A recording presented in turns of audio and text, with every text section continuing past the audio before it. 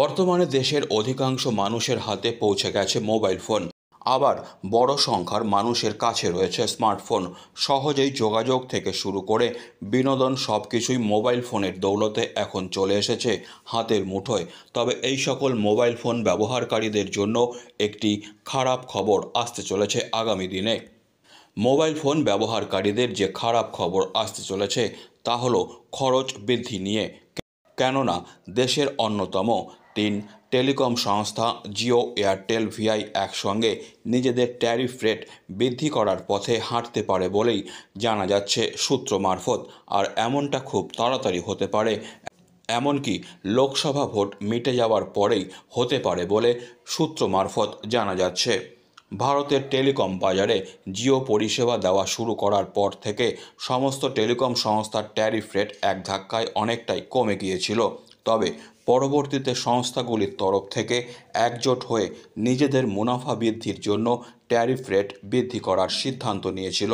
সেই মতো 2021 সালের ডিসেম্বর মাসে বেড়েছিল মোবাইলের খরচ। এবার খরচ বেড়েছিল 20% পর্যন্ত। তবে তারপর থেকে আর মোবাইল খরচ বৃদ্ধি পায়নি। দীর্ঘ 2 বছরের বেশি সময় ধরে মোবাইল খরচ বৃদ্ধি না পেলেও এবার সময় এসেছে খরচ বৃদ্ধির।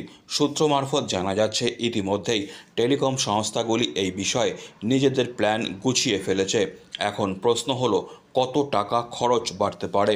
সূত্র মারফত জানা যাচ্ছে বর্তমানে যে সকল রিচার্জ প্ল্যানের দাম 150 টাকা রয়েছে সেই সকল রিচার্জ প্ল্যানের দাম বেড়ে হতে পারে 180 থেকে 200 টাকা পর্যন্ত। একইভাবে যে সমস্ত রিচার্জ প্ল্যানের পেছনে এখন 300 টাকা খরচ করতে হচ্ছে সেই সকল রিচার্জ প্ল্যানের পেছনে আরও বাড়তি 75 টাকা খরচ হতে পারে। একইভাবে যে সকল রিচার্জ প্ল্যানের পেছনে এখন 500 টাকা খরচ করতে হয় সেগুলির পেছনে আগামী দিনে 125 টাকা বেশি খরচ হতে পারে।